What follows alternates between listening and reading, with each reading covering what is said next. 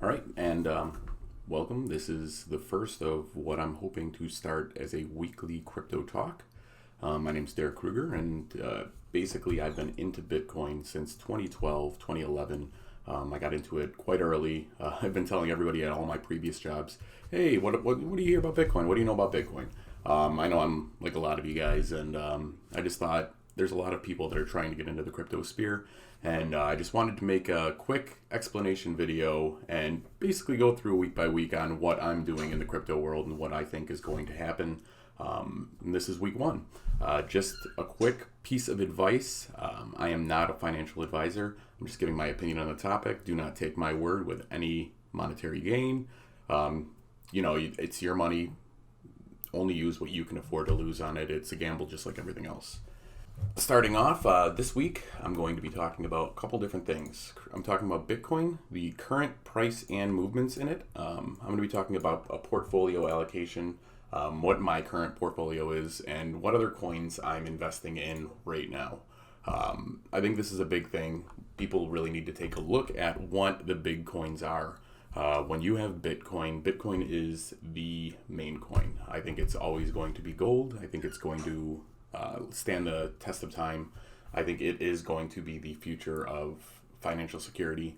If you look at all the ways currencies are used and utilized, I think the point of use for Bitcoin being a harbor for inflation is going to be it's going to hold true as we see more and more. Every country right now is, with the coronavirus, every country is really just pumping as much money into the economy as they can to try and keep the businesses afloat. Is when you start pumping more money into the economy, it really increases inflation. At the daily Bitcoin chart for today, this is what's happened in the past 24 hours. This is actually a pretty good chart to look at because we get to look. Bitcoin's going up and down roughly 5%. A lot of times you'll look at the stock market and think that a 5% move is a big move, when in all reality, when you're talking about Bitcoin, a 5% is actually pretty typical for the intraday movements. If we look at more like on the weekly scale, we'll see that we are up from 32,000 at the beginning of the week to 40,000. I think that's just, the trajectory of the movements we're doing. If you look at it for over the month from 20 to 40, almost a 100% increase. These are pretty typical for Bitcoin. Once it pushes through an all-time high, you'll see these big bullish price movements. I think that's something we all have to look at. Every time it's hit a prior all-time high, it's just skyrocketed. If we go back and go to the all-time chart, we'll see that back here, when it hit 1200 again, it just did nothing but a skyrocket and went exponential. I think we're looking at a phase, if you look at it, it was a little bit more gradual in the earlier cycles. We never really hit through 1200, and then when we finally went and tried testing it to 1200, it did a complete bounce. And then it went through and just pushed through and then reached all-time highs of 20,000 within the year. I think that's why a lot of people are really looking at this movement right here as the start of a new bull run. When we hit that all-time high, we went from 1,200, which was the prior all-time high, all the way up to 20,000. That you're looking at almost a 18, 17x move. If, once we hit 20,000, what's the movement going to be from here? A lot of people are saying that it's going to be, from the first cycle to the second to the third, we're looking at only a 6 to 8x from the prior all-time high. Some of the price movements and the price predictions are actually quite high, up in the $400,000, $500,000 range. I think, with this, if you got in a little bit earlier, you got to start trying to make your exit points, or at least figure out where you're going to be, because, this is a big exponential run. While we still might keep steam up and it might keep going up, I think we also have to take a gauge and just, make an exit strategy just so you can take profit and still stay in the game. I think a lot of things one of the new investors have to consider is where to put your money. They see Bitcoin at a $40,000 Bitcoin, and they're questioning, hey, I'm not going to be able to see the kind of gains in Bitcoin that everyone's talking about. Everyone's talking about a 10x, 5x, 4x. Well, a 5x from here is $200,000. I think what we have to look at is the bigger price predictions for Bitcoin, especially for some of the more conservative analysts that are out there. Some of them are really predicting a 400, 500, 600,000, some $1 million Bitcoin. I think when you're talking about currencies that are deflationary by principle, like Bitcoin, versus currencies that are inflationary, it's really just a confusing topic for a lot of people to understand. I think that the inflationary currencies get more and more money pumped. Every year, your value, your purchasing power decreases. So you're not going to have what you had last year or the year before that or the year before that. Some of these countries are going in, they're printing money so fast and so exponentially that you have periods of hyperinflation where $20 today is not going to be able to buy you what $2 will, $2 today will in 2 weeks' time. So if I have $20 in 2 weeks, it's probably what $2, what I can buy for $2 today. It's really a topic that we don't ever see because the United States dollar is the reserve currency for the majority of the world. All trade is transacted in U.S. dollars with a few exceptions. The dollar is the world reserve currency.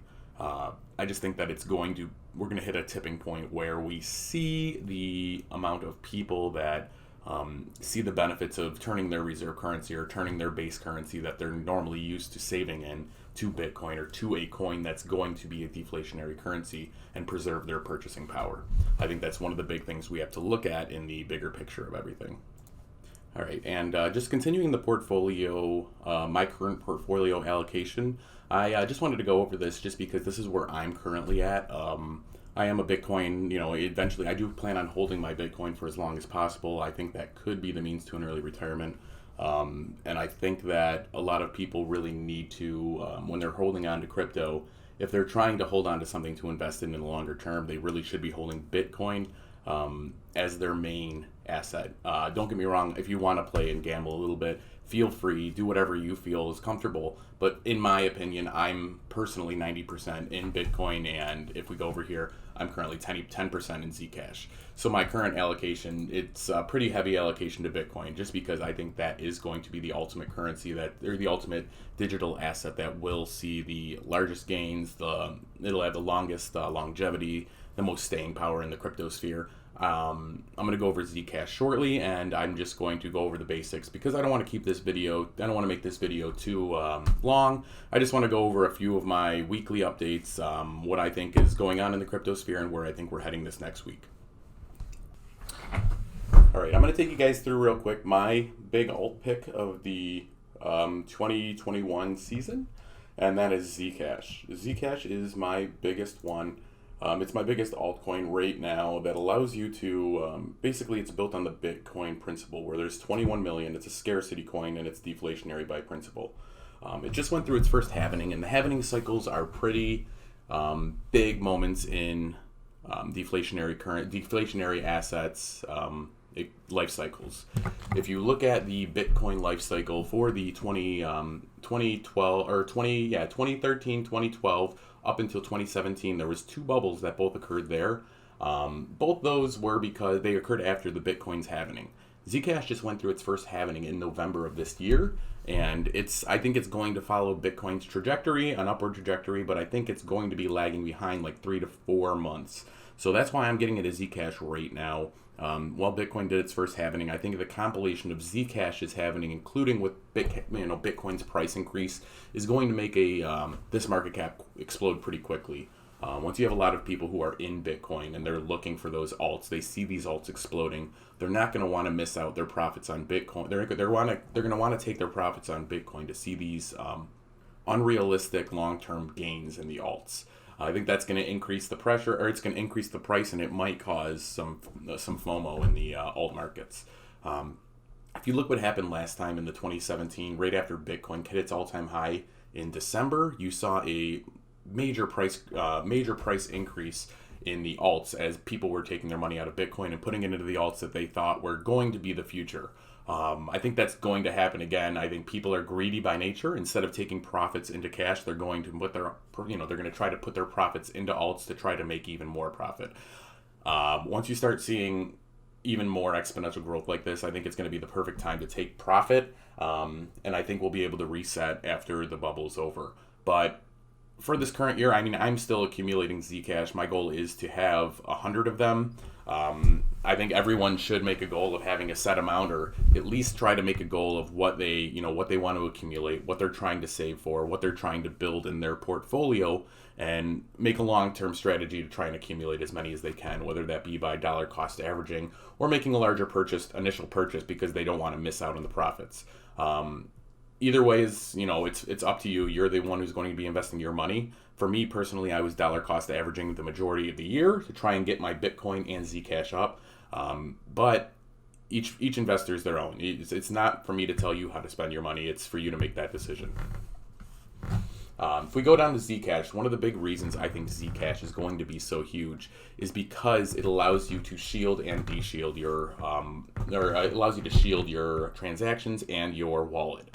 So if I have a shielded wallet, no one can really see how much Zcash I'm holding in it, and no one can see who's transacting with me. I think a lot of this, it is a little bit of concerning with the privacy, with FinCEN, with everyone worrying about international law or criminals and everything. I think privacy coins are going to be on the hot spot, but I think if they can prove a utilization and a proof, like for a reason for existing, I think that we're going to see a long-term growth in Zcash.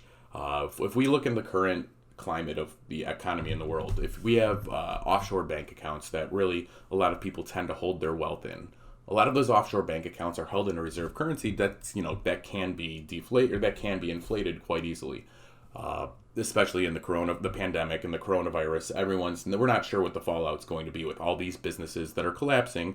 Some of the businesses are never going to be able to make a true recovery. I think that now we have to look at a time, what's going to be the future if the dollar does collapse. People are still going to want to hold their purchasing power. Gold is never really, if I have physical gold, how am I going to go and return it? Am I going to go to a gold sell place and try and get 80% of what I have for a gold bar? Some people do have services that they get what they paid for in gold. They get the spot price, but they have to pay a premium on the purchase price of the gold originally. So that's something to look at as well. I think Zcash, one of the big things that really, Bitcoin might be looked at as a long-term hold of value, like a gold. I think Zcash might be like an offshore bank account where you're able to spend it, where people are able to store their value, and they're not going to worry about what the price of the dollars, what the DXY is doing. Zcash allows faster transactions. It allows higher speed transactions. It allows encryption. I think encryption in the future, privacy will be a commodity that we will pay for, and I think that's going to be something we all have to look for. All right, guys, and one final thing, looking at the Zcash price. If we look at the 14-day, and that's what I'm going to try to keep it to going forward. I'm going to try to use CoinGecko for all of these videos, so I'm going to keep it to the 14 days so we can get an idea of what the 14-day price movement is. More recently, I actually got into Zcash right around when it fell in the 50s, because I saw an opportunity, and and then recently it's gone up, and now we're sitting right around $90.09. It topped out right around I think it was $98 it hit today on some of the exchanges. But this one right now, Zcash, if you look at it, the volume is increasing for this quite a bit. We got almost $2 billion in volume for a market cap that's not even $1 billion. That to me shows we have an increase, up from even when we were in the 50s and 60s, we had $750 million in daily. This increase in volume is going to show me an increase in price action. So the current price, $90, we'll start from there. Let's see what it looks like next week, Sunday. One of the questions I get quite often is, what other coins can I invest in other than Bitcoin? And my advice to everybody is to do your own research. While I might make suggestions, like for me personally, Zcash, biggest alternative assets that I have in my portfolio, I've done a lot of research on it. I've looked it up. I've read the white paper. I've gone through and just made sure that Zcash is going to be, in my opinion, something that I think is going to last for a long time. I may not, I might be completely wrong, and that's why I only have a smaller percentage of my portfolio in it, and it is a much riskier play than the Bitcoin, but I think that everyone needs to have some sort of a riskier play, and they need to have that safe hedge. For a lot of people, Bitcoin is the risky play, but for me, it's the safer play in the crypto sphere. In an effort to keep this video kind of short, I'm going to keep this one and end it shortly. I just wanted to go through and, as a weekly update, I'm going to try and get a little bit of an update on other currencies, other assets that anyone has questions about. If you do have any questions, feel free to post a comment, ask a question. I will be sure to address it, whether it be through the comment or whether it be in the next video. I'm going to try to do this once a week on a Sunday, just so I can get a kind of a weekly update, keep myself into the game, keep myself researching. It's always good to stay on top of the game and keep yourself researching. But again, my name's Derek. This is my first video, so if you guys have any questions, feel free to shoot them, and I will go over that. All right, thank you for watching, and have a nice week.